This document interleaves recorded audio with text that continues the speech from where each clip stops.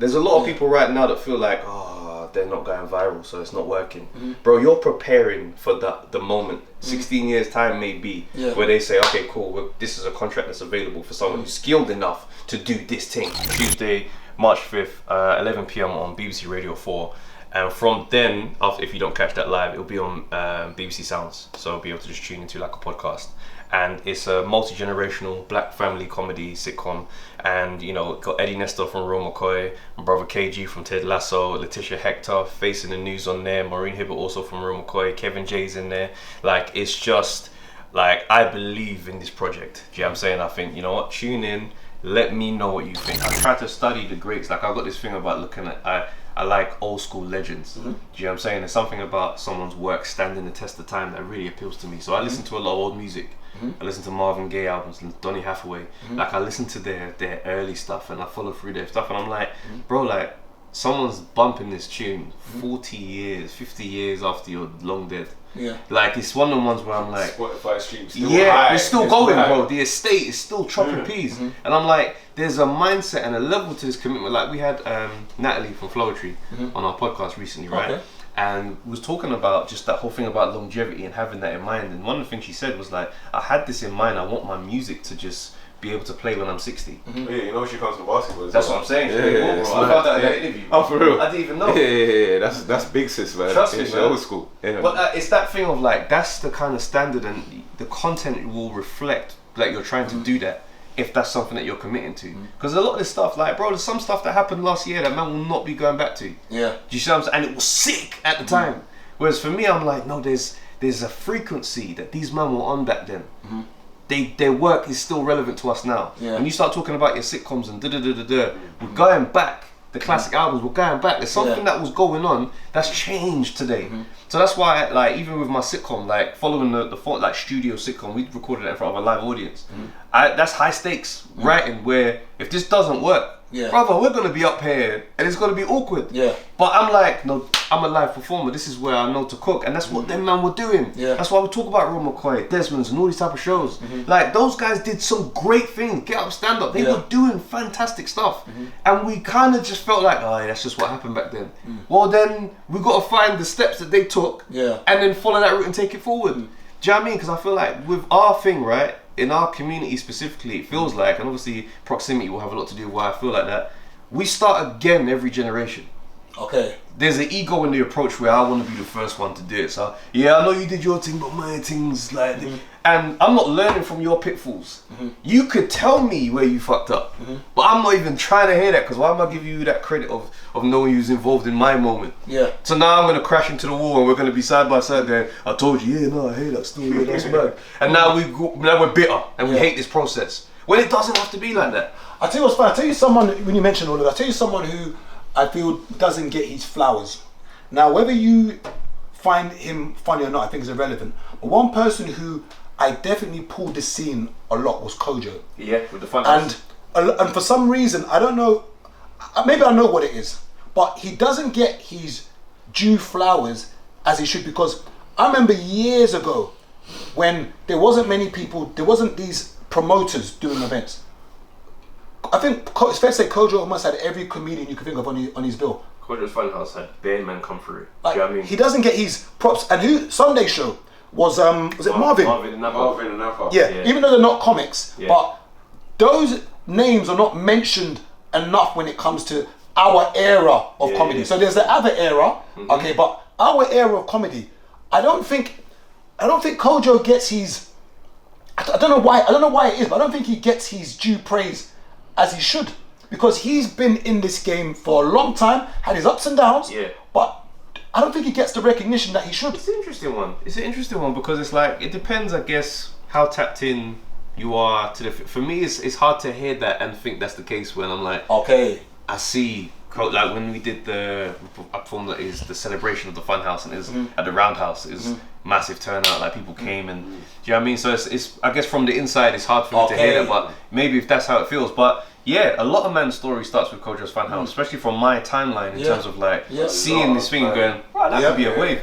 So yeah, no, I definitely hear what you're saying. I mean, when he went on tour from the Britain's Got Talent thing, I was on tour with him. Do you know what I mean? So you go, I was seeing the support and the love, like He's in America. It's a shame COVID happened because Brother, we that missed the killed last, the whole 3 dates. We missed that whole the last buzz he had. dates of that tour, fam. And the last one was gonna be Hackney Empire, and Yeah. bruv, COVID just. that was gonna be It was that was a rough one still. I'm gonna do a little fire game with you now. And you can't sit on the fence with this. Okay.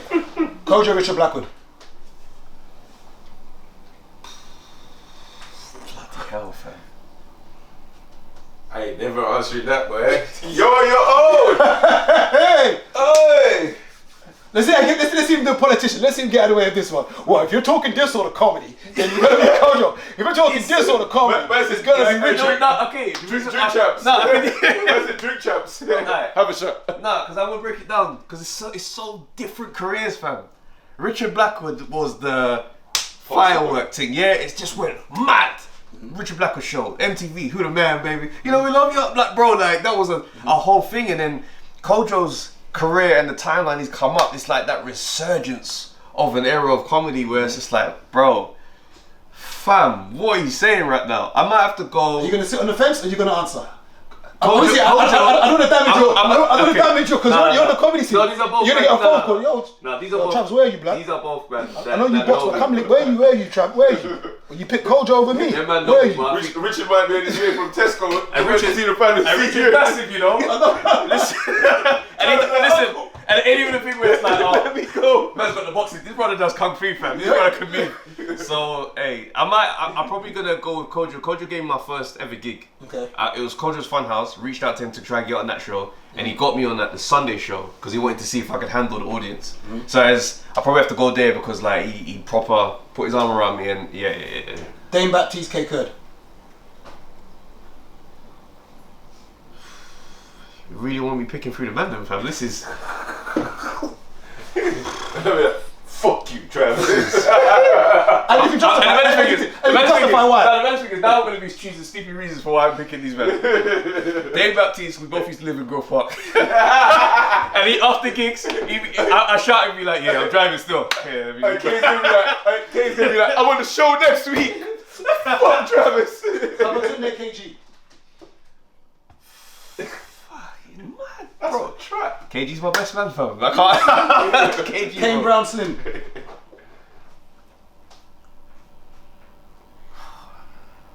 The Jamaican uncles, you know. Yeah. I've thrown him. You're doing I've thrown you right into it. Under the bus. Watch me start getting indirects. Yeah. Fuck Travis, man. One time, me and Kane Brown nearly got into. There's a brother in the crowd that was a heckling team, yeah? And his brother was moving mad, and we nearly got into beef with my brother in the audience. And I had Kane's back, he had my back in that one still, so me and Slim had one of the moments that takes over the edge. He was ready to back beef, bro. Oh my god, I can't believe it. Okay, mad. A-Dot or Fumbi? See, Fumbi's got dreadlocks now. Fumba. So I know that the Jamaican side is coming through with that brother, so I'm gonna have to go with Fumbi on this one. Fumba. Yeah, he's letting us know he's got an allegiance with us, man, so. Oh, this is too funny. This is too funny. Fumba. You're playing This is risky too games on funny. this This thing, is fam. too funny. This is too funny. The reason why I didn't mention Mo because I think the way he's transcended now, I think it's yeah, I don't think it's a bit pointless. But I think the important thing that people need to realise, going back to you mentioned the journey, Yeah. is that there is a process to everything, and I think people don't understand how hard it is to be a comic. Because remember, when you're on stage, someone say, "Make me laugh." I want you to make me laugh. And remember, it's almost as if they don't want to laugh. It's like, all right, you're a comic, okay. Go on then. All right. That's how it. It's alright. Yeah. That's a hit. Trust me, and it's one of those crafts you just don't take it for granted. Yeah. Do you know what I mean? Anytime you feel like you've got this thing in the bag, it will humble you, bro. As a reminder, nah, bro, I'm a real alive source of entertainment. You gotta be on your toes. Yeah, I love it. It's a drug though. It's a drug. Like, you know what I mean? There's something tapped in all of us that says I want to get in front of strangers and make you look laugh. Yeah. It's a weird mindset to just. And Instagram has proved that. Social media has proved that I've even find myself stopping myself from filming things just to stay. Don't use the word as relevant or to just to be. I don't know what the word is. There's times when I pick my phone up and I'm like, I haven't posted in a while. And I'm like, is that the reason why you're posting? Because your dopamine's, everyone's dopamine's fucked up, fam. Your dopamine supply is fucked because of these social media, bro. I don't think people realise it, yeah. You see when that feeling comes when you go, raw, 20 comments. That hit, It's bad. it's addictive. Do you know what I'm saying? Like, I've never really been like a major social social media creator. I do my thing, my podcast, and I've kind of found my little rhythm at the moment. But it's like it's not really got me. But there's been times when I've like been like, alright, you know what? Let's really try and do this thing on a business level. Let's make this make sense. And bruv, when them hits come, you feel it, bro. You like. So what? Alright, so what else could I do now? If I film the next thing and you're in, it's real, bro. The Matrix. It's real. No, it's bad. Like, the amount of times I've said to myself, let me post, I haven't posted in a while. I'm like, you're posting, you haven't posted in a while. Not because you've got something to say. Thank you. Just because you haven't posted in a while. Bro. But when you look at it, like our dopamine supply is fucked up because we get everything we kind of need. There's no delay of gratification anymore. It's like, bro, I want to watch this. I don't have to wait for 8 o'clock for when it's going to be on channel 4. I can watch it right now. Yeah. So now with our content that we consume, bro, like we're not happy to wait till next week for the next episode. Yeah. Do you know what I'm saying? Like music, everything. Yeah. Even down to, like you said, the content on social, the sketches. You'd be scrolling, and a joke would have banged, and you thought, right, that's the funniest shit you ever heard. Yeah. 2 days later, you're gonna forget. Trust me. It's bad. And you know what's mad? How even with creating stuff and content, so I have like checking calls with the people that help me build my app, and they'll be like, oh yeah, you should put this out and do this and do that. Then the other day when the woman was talking to me on the thing, I was like, bro, listen, I said, I can't churn out content at that volume, I'll be honest with you. She's like, why not? Blah blah blah. Giving me examples of people. I'm like, mate, they've got the following. Full time, this is their thing. They get sponsored.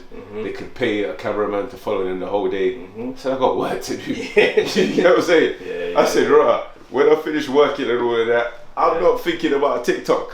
I'm posting 3 pieces of content a day, but it's the machine. It's the machine. You got and it's mad because it's like you got to just. It's the unseen hours.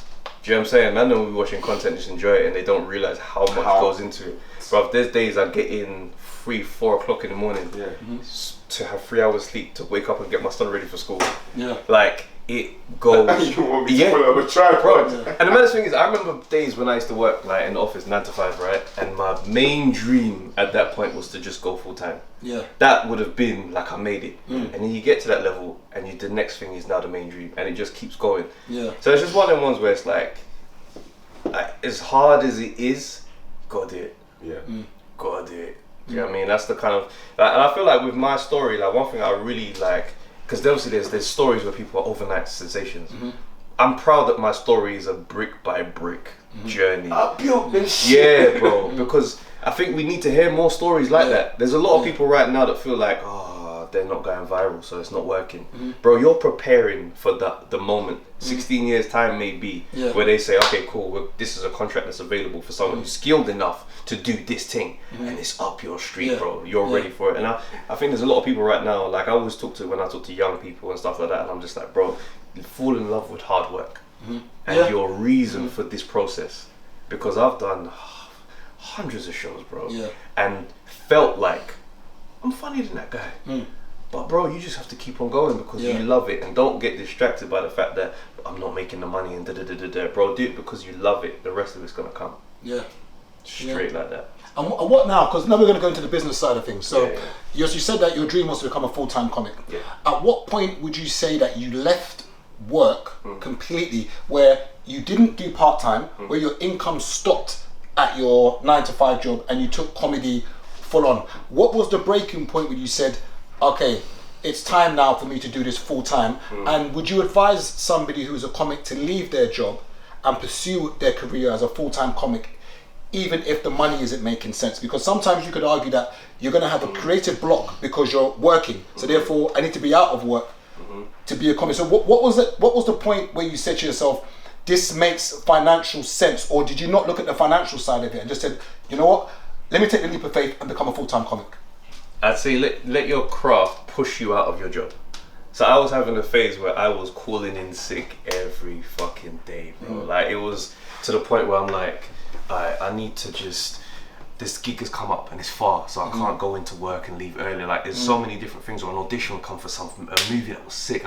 Like it's just an ongoing thing. And there was one time, bro, like I had this advert, I was filming the advert I was in Barcelona calling in sick from work from Barcelona. Yeah. Bro. And I'm in the Costa and I'm in there, it was whatever coffee shop it was. I had my jacket over my head like that to sound quiet.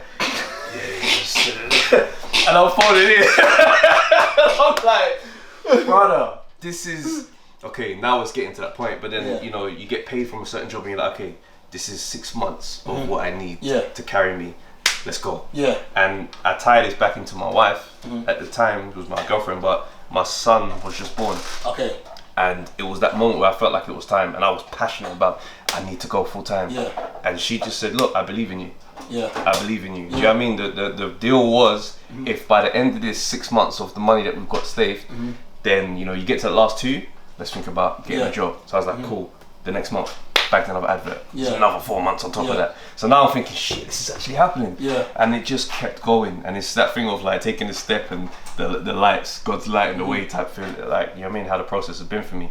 But it's that thing of like, I would say make the thing force you out. If you know you could keep this going whilst doing your job, don't quit the job. Hard times, bro. There's no like, I'll go full time. Like, it's not a badge of honor. Like, it's a thing where it's like, bro, do what's necessary for your life. Yeah. You know what I think it's hard though when you're out there. I remember when KG was I think it was probably about 8-9 years ago, and I was talking to KG when KG was doing security. Yeah. I said I was doing comedy, and people would come up to him and be like, hold on, you're KG, like, why are you doing security? Like, and it's like, people have this idea that because you're on stage or you're doing something that you're making millions, that you don't. It's hard. Yeah. See that hood thing. It's hood thing. It's hard. Oh, hood thing. See that middle ground of where you're known and famous, but the money doesn't match, and then you're trying to say, do I get a job? Yeah. Do I not get a job? I think that's probably one of the hardest dilemmas for creatives or anyone who's self-employed. That's me with Uber. Yeah, very hard. Bro, listen, man. Very hard. That's me with Uber. Yeah. Every flipping day, I bump into someone that watches the channel. Yeah. Bro, it's just like this. But anyways, bro, I'm in a casual tracksuit, no trim. Listen, and no one should be ashamed. No one should be ashamed of work, fam. It is what it is. Don't be ashamed of work. Listen, if things get tough, it's not above me to fill out a job application, bro. Yeah. Bro, one time, there's a time where it was flat. Things were getting mad. And I sat down and I had a screw fix application. I'm like, it's round the corner. It's not like I'm going to see anybody on the way. I was trying to be strategic. Hardware shop. Filled out this thing. And I felt it, bro, it's like a stroke of luck. Where, like, I got a phone call. My manager says, "Oh, they're gonna run another advert. They're gonna run the advert you did again." So basically, what that means is you get paid the same fee again for the next year, brother. I felt like God was saying, "Brother, keep going, keep going." Do you know what I mean? But it's not above me. It's not above me to work. So don't let pride be the reason you sit there broke and angry. Because when you're struggling for money, you can't create. You can't create, and this thing relies on me having a clear mind. And being free to approach this stuff, do you know what I mean? So if I'm thinking, this thing's got to make money, bro, I'm about to be compromised. Now, in regards to legacy, okay, you got a boxing podcast, Undefeated Podcast. I'm assuming that's the handle where they can find it, Undefeated Podcast. Yeah, got another podcast as well, Expect Foolishness. Expect Foolishness, okay.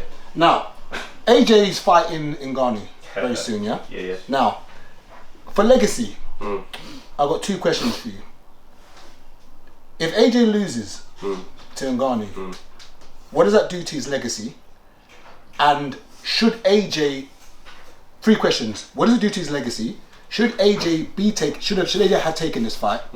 And who do you see winning? Because we're going to put a bet on this now. Cool. And so that's the first question. What does this fight do to AJ's legacy if he loses? It's bad. It's very bad, bro. The narrative will always be this novice, with 2 fights, beat the champion. Not current champion, but he's a 2-time. Yeah. It's bad, bro. It's that's in a nutshell, it's bad. Like when Fury got put down by him, he might have got the win on paper, but spiritually and morally in the boxing community, you lost, bro. This brother's not supposed to do that on his boxing debut. Is it bad for boxing? What the I don't say this in a direction. What the Saudis are doing, is it bad for boxing? I don't think so, because fights are getting made. Fights that we've wanted to see be made are getting made.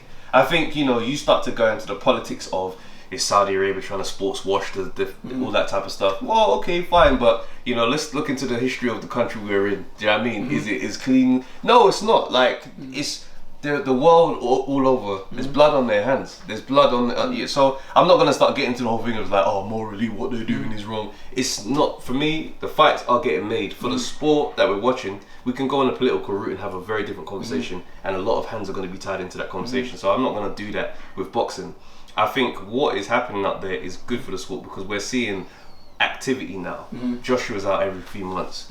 These fights are getting made. We're seeing that whatever card they did the other day when AJ and Deontay Wilder fought on the same card. They had JL Pataya on there. Dimitri Bivol was on there. Bro, you're not seeing cards like that. So I can't be like, yeah, this is bad for the sport. But I guess you're saying that. So technically, if you're saying it's bad for AJ's legacy, you're technically saying that if you was AJ's advisor, irrespective of the money, you wouldn't have told him to take that fight. No, the reason why the landscape's changed and AJ probably wasn't going to take that fight before Fury fought him. Fury fought him and struggled with him. So now there's an opportunity to make a statement. Do you know what I'm saying? And as an AJ person, you're not going to pass up on that ability to make a statement. Because right now, you're 2 for 2. Anytime you have a mutual opponent, he struggles with them, you knock them out. That's a really good narrative for going into that fight with Tyson Fury. Do you see what I'm saying? So now there's value to it because if Fury's made this guy look good, go and knock him out. We're going to have a conversation about AJ and Fury now. Who wins? With Ngannou and AJ. I believe AJ wins. Is that a knockout or points? I believe a knockout is possible, but I would suggest to anybody who I cared about to bet on points. Okay, but what would you bet on? Would you say that AJ knocks him out? Would you say it's points? And does it go past 7 rounds if it's a knockout? I say points, man. Ngannou's got a significant chin, bro. There's a point in that fight with Fury, and he threw an elbow, and he connected. This dude kept going. I said, yeah.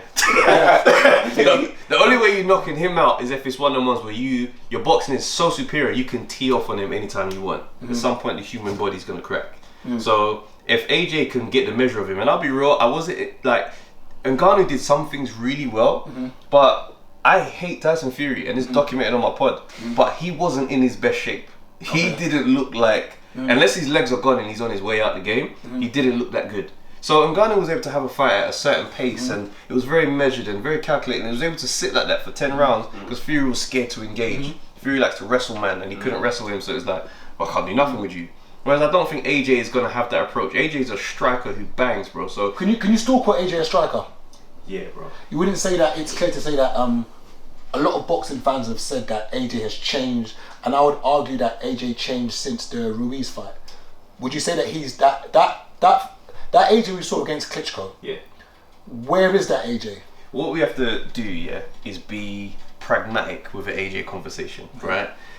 We have to allow ourselves to update the data on AJ that we refer to as the AJ. After that Ruiz experience, he became very cautious. He realized he was human. He could get touched. Yeah, he could get touched. So now it was a thing where it's like, box safe and keep the distance. So after that fight, he goes in with, and bear in mind, he felt like that after the Klitschko fight. Yep. Because that fight, whilst it was good and we say, it's good, he got beat up in that fight. He realised, yeah. So Joseph Parker was straight after. He's doing the long It's that first time we see that style. Goes in there with Ruiz, assumes he can knock him out because he went down, makes a mistake, gets touched. After that, Pulev happens. Beats up Pulev for 3 rounds, doesn't finish him. He's like, there's something, he's still there. He's now thinking, I'm not going to assume you're done just because you're hurt. And you think, he's changed. Usyk happens and he tries to make a statement to everybody else. The narrative is AJ's a bodybuilder. He's a bodybuilder. All he does is punch. So he's thinking, I'm gonna show you like I can box. I'm gonna outbox this masterpiece. And bro, he just looked crazy. You're not boxing Usyk. Yeah, whoever you are, you're not boxing Usyk. That's not the game plan. You tried to prove something to the narratives and play to the noise. Now we're seeing him with who was the trainer? Guy in Errol Spencer's trainer. I forget his name at this point. He's left him though. It's a weird conversation. They make it sound like they're still together and it's just a little experiment with Ben Davison. But he's with Ben Davison now, and that Otto Wallen performance, that was a combination of old AJ with the educated mind of the new boxing that he's learned. So he was in there clinical with Otto Wallen. Southpaw, did whatever he wanted to do with him, broke him down with body shots, got him the hell out of it. Now we're starting to see a rebuilt version where you're combining both and not looking at it as boxing or knockouts. Would you not just argue that the levels just stepped up as to why maybe AJ is a bit more tentative and not just the one that was running through people? Because I would argue that from Klitschko, from that time, the levels, I assume they went up. So it wasn't him? Not saying you can only punch who's in front of you. Yeah. But would you not say that the levels just stepped up a level where he was like, oh rah, I can't run through this man like this anymore? Not entirely, man, because you still knock out an Olympian like Povetkin. You're still good enough to do those things, but you know, if you're going to operate on a world level, you're going to come up against someone that has a very different skill set. They're not just going to go fire for fire. Yeah. And that Usyk was that test. And it was that thing of like, rah, okay, now I want to try something else because this guy made me look silly. So you can see the journey where he's like, he fights Franklin and it's like tentative, you can't really get to him. This guy's fighting a similar style to Ruiz, it's giving him those kind of nightmares, I guess. And then, you know, Helenius comes. Late replacement. The week of the fight, Dillian fails the drug test, and Helenius is in now. You've done a whole camp for someone specifically. Now you've got someone else. That's gonna take a few rounds to adjust. But the narrative is still, he's looking tentative. Yeah. Or you are tentative with an opponent you haven't prepared for. Do you know what I mean? I understand they sparred some rounds together back in the day, but boxing is very specific, inches and seconds, with how they prepare for a fighter. So you give the grace there if you decide to, whatever narrative you subscribe to. Otto Wallin, full camp, prepare for this guy, clinical, knock this guy out, remind you guys are still knock brothers out.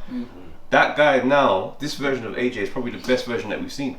Yeah? Yeah, I believe if that Klitschko version got in with Prime Wilder and all that type of stuff, bro, there would have been some mad moments in that fight. Okay. I think I think a lot of people, because AJ's been the poster boy for boxing, I think a lot of people are very harsh with AJ. And I'm one of those ones where I think boxing, people don't realise that boxing, the whole point of boxing is not to get hit. It's a chess match. Like, so Klitschko, people hated Klitschko's style of boxing, but that's why they ruled for so long, because I don't want to get hit, and when I can counter you and find you, I'll find you, but they found it very boring. And I think it's almost as if now, because we're so used to seeing AJ run through people, now we're not seeing it anymore. It's like, hold on, it feels like he's no longer good, but he does. I don't want to get hit. Like, I've been hit now. Like, I don't want this anymore. A bit like Mayweather. I think one people say that Mayweather broke his hand in his career, so therefore he wasn't as ruthless. But you're not touching me. Absolutely. Like, you can't touch me. And I think he is probably the TBE. I think he is the best to ever do it. Yeah. There's the argument for it. Who else would you put before him?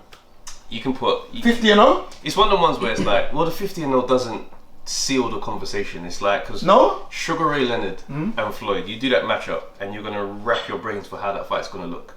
Tommy Hearns, Floyd Mayweather, it's a crazy matchup, and that's the same weight. So it's like, it's one of the ones where the 50-0 doesn't seal it, because sometimes good business with boxing happens where it's like, there's a lot of stuff we're not privy to. Like, for example, Sugar Ray Leonard, Roberto Duran, when they fought the first time, Sugar Ray Leonard's gone in there to try to prove a point. They say he dances too much. He tries to go toe-to-toe with Duran. Awful game plan. Nonsense. He wants the rematch. He gets a whisper. I remember reading his bio, getting a whisper that this guy's partying hard. He's the champion now. He's enjoying. Put on bare weight. Let's get this fight in ASAP. He's going to spend most of his camp losing the weight that he's just put on, and he's not going to be a sharp. So us watching the fight, it's the rematch. And Duran is just getting played with in there. Sugar Ray Leonard's having fun. He quits. No mass. He says no more. Now it's saying, Sugar Ray Leonard was way too much. That little bit of information beforehand, we don't know that. So there's so much that goes on in boxing, where it's like the business side of things.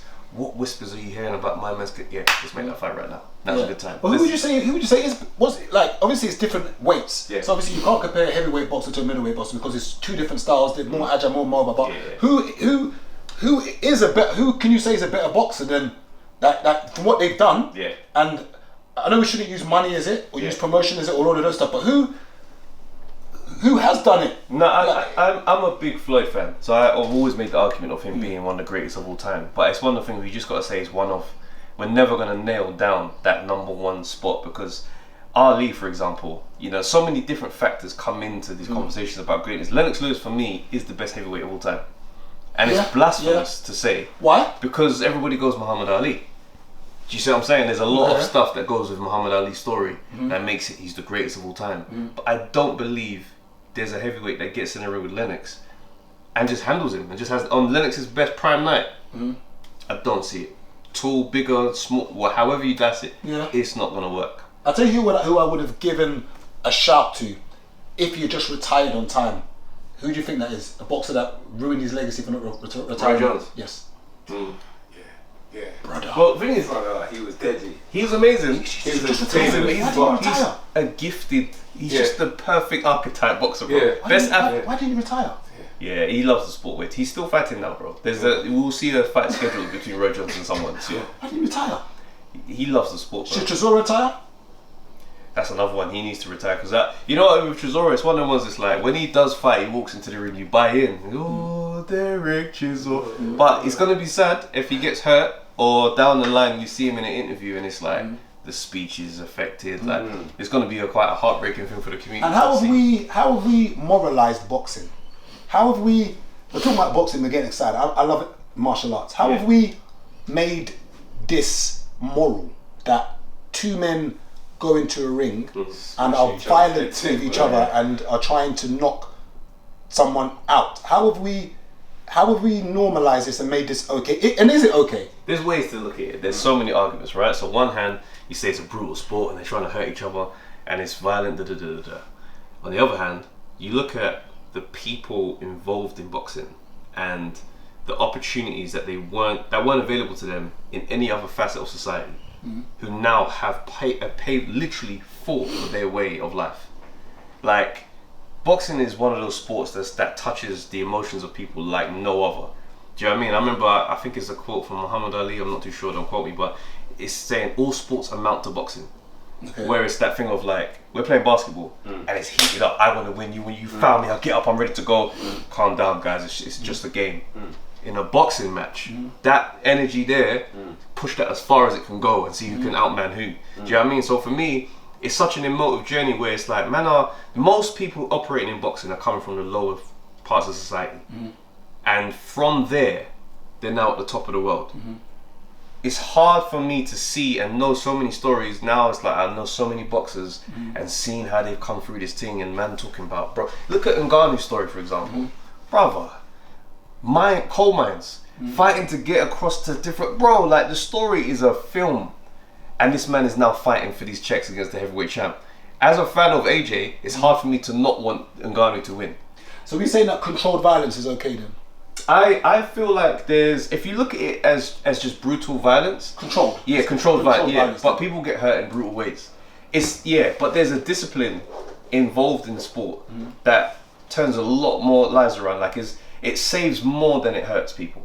It saves more people than it hurts. Well, couldn't we? But the tragedies are serious. I know I'm going to go so far left now, but couldn't you argue that joining the army is a very disciplined, changes more lives than it?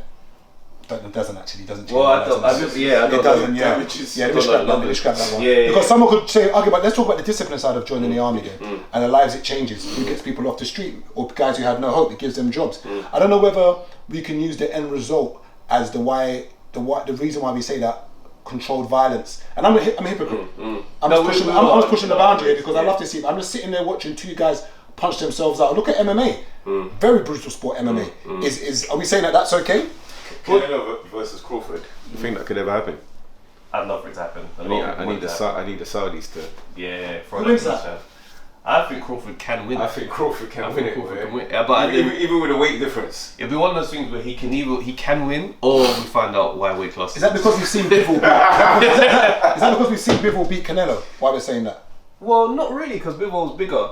But it's one of them things where it's like Crawford's a phenomenal fighter, and I just can't see him. Yeah, I can't see him just getting taken for a dickhead. But then weight classes exist, and we do find out very swiftly in those type of matchups where it's like, no, the power's too much. One slip up. Yeah, first 2 rounds, and it's like, right, his wobbly legs. It's like, right, I've never seen Crawford go like that. Is Conor Benn a cheat? So what's that thing? Is he a drug cheat? Look, man, the jury's still out, bro. Do you know what I mean? It's what it is. It's a tricky one to try. The British Board of Boxing. I'm asking you, forget the British Board of Boxing. I'm asking Travis J. No. This guy's a self-merchant. Yeah, he's trying to get me out. He's trying to get you. He's trying to get you. Is Conor Benn a drug cheat? On the boxing field, the comedy field. Wow. Listen, there's a lot of information that goes into this conversation. But at the end of the day, if you take things for facts with no nuance, something was in his system. Something was in it. Yeah, but then was that something that elusive him taking drugs? Gable's changed since he stayed. It's however. Yeah, it could be a case he took it, somebody gave it to him, unbeknownst to him. There's many variables that could happen. Bro, boxing is one of the most dodgiest sports that exists, bro. Do you know what I mean? But in terms of like you said, you didn't answer the question, but that's fine. Hey, listen. Hey, I'm a slippery guy, bro. I'm in the corner, but you ain't back me in no corner, bro. Nah, it's one of them ones where it's like you're saying, is it a brutal sport? It's a brutal sport, but man get injured in American football. Man are walking around with CTE, but the Super Bowl, bro, man are showing up to watch. So it's how moral. People get injured in Formula 1. Yeah. But I think the premise isn't to get injured though. Because I love boxing, but I sit there and say, how have we made this? How have you made this normal? And it comes from the days of the Colosseum. That's right. When you used to see the guys with all the money would literally just watch a bit like Squid Games. When they were just watching everyone just mess themselves up. So now they've been able to make money from it. Making me money, but now the fighters get paid as well. Oh yeah, very well now. You see what I'm saying? And that's very well. It's just hard for me to look at and justify, like, you know, these young guys coming from where they're coming from, being able to now make a living and change their lives. Like Ahara Davis, for example, this guy was on the roads, bare mad things going on in his life. This guy's a landlord, he's got bare properties and that. He's doing his thing, bro. Boxing has done that for him. Do you know what I mean? So when you know those stories like that, it's just like. Now, you mentioned Ahara Davis. Now, when it comes to boxing, is it fair to actually say though that? So, for instance, I think every boxer has to say to themselves they're the best. Yeah. In the same way, I believe as a comic, you feel that you're the best comedian. Is that you feel that, right? Yeah, absolutely. Now, someone like Ahara Davis, where at one point his career was ascending, I think he's got his skirt pulled against Josh Taylor. I think it was, and then I think one realised that maybe there was levels to it. Yeah. Now, why is it that in almost every other sport you can take a loss and no one, like Man United could lose tomorrow and it's not seen as like no one says, oh, that's the end of their career. Still gonna watch next week. But why is it when it comes to boxing, like if once you lose, it's almost as if everyone moves on to the next person, or you're not who we think you are. Like why is it that with almost every other sport, when it comes to boxing, in MMA you can lose and come back, but it's almost with boxing, it's like, no, you've lost now. Mayweather did that. Mayweather glorified the undefeated thing to such a point where everybody held themselves to that standard. Fans started to expect everyone to be undefeated for us to believe in you. Do you know what I'm saying? When Floyd did that for him, that was his narrative. Whereas other fighters, you look at the guy making the most money, you emulate that. And he took everybody in this weird direction of being undefeated is the only way. So man are losing, and now man is like, oh, let's throw him away. And it's starting to change now. Do you know what I mean? You got like an AJ, he's taking some losses, he's coming back. Like guys are losing and they're continuing. Now it's changing, but that Floyd narrative was fucking shit up, bro. Because man are now taking easy fights to avoid losing to keep their undefeated thing going, and it was just messing up the sport. I'll tell you what's pissed me off the most about heavyweight boxing. We've missed that Wilder and AJ fight. Brother! That's what I wanted him. And I was happy to go to bed. I was happy to, if the world ended after that fight, I'd be like, no, I've seen it. Listen, even if AJ lost, I'd have been cool. Because I wanted to. Let him fight again, run a rematch. It's pointless now to me. It's dead, bro. Wilder is cooked, bro. When man like Joseph Parker's moving to you. Yeah, it's pointless. That's the only fight that I wanted to see. I know. I wanted to see Errol Spence and Crawford. We've seen that. But I wanted to see, that was the fight for the man then. And even AJ and Fury's on a knife edge of whether or not that's going to look good, bro. I don't. Because Fury looking like fight, man. I reckon Usyk is going to beat Fury, fam. Yeah, if Ngannou can do that to him, I reckon Usyk can win on points. He's going to run rings around him, bro. Who beats Usyk? I don't know.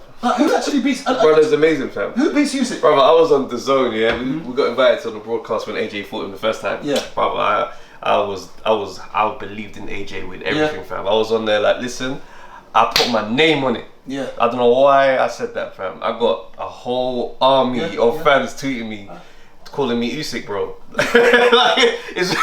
Bro, I couldn't see how AJ could lose to this, bro. I was like, you're too big. Once he feels that power, bro, it's just, the guy's amazing. I give him full respect. But had you watched Usyk to know that I watched him at cruiserweight and I thought there's weight classes for a reason. That's not going to translate, and he proved me wrong twice, bro. Yeah, because like I've watched Usyk box. So when I didn't watch Usyk box until I watched him box Bellew, and then I started going back to Usyk's. Like I went to the amateurs watching him, and I was like, yo, this brother is special. He's him. No. He's him, bro. He's him. See the angles that he comes. For me, it's the angles. Like you're getting punched, you're like, wait. It's not even only that. It's like even little things like you see, like when you're watching boxing, a lot of people will just be watching the upper part of the body, but it's the feet. Like when I'm watching them, I'm saying, rah, my man just moved slightly to the side. But if you're not someone who watches all these little things, you're gonna miss that. And it's just like, He's not giving you the space to even. I'm just thinking, rah. What people miss with Usyk is the punch volume. Yeah. Brother, this guy throws the amount of punches he throws. Yeah. I think there's a mad stat here where I think the amount of punches he threw in the AJ fight, or I can't remember what the stat, but it's basically saying he threw more than Tyson Fury and Deontay Wilder did in that third fight. Okay, in one round basically. He's just like through the course of the fight. Yeah. But they're combined the amount of punches he threw in one fight. He stays busy. So it's like the power's not like concussive, but it's pop, pop, pop. And it accumulates, and when you're boxing, you get hit, it's a white light. And you just be like, pow, pow, pow, pow, pow. Bro, after a while, adds up, and now you're... I don't know who beats... I don't think anyone beats Usyk. It's going to take a big, silly punch to knock him out. I don't know who beats him. I think Tyson Fury, if he boxes very dirty, might be able to, but I think Usyk is too smart. He's just too sharp. You're not going to get that off. He's too sharp. Too sharp. Hope you like this episode. I'm thinking of doing a live show, so look out for that and look out for the dates. So we're going to put the dates out. And yeah, hope you guys can come and support. Peace.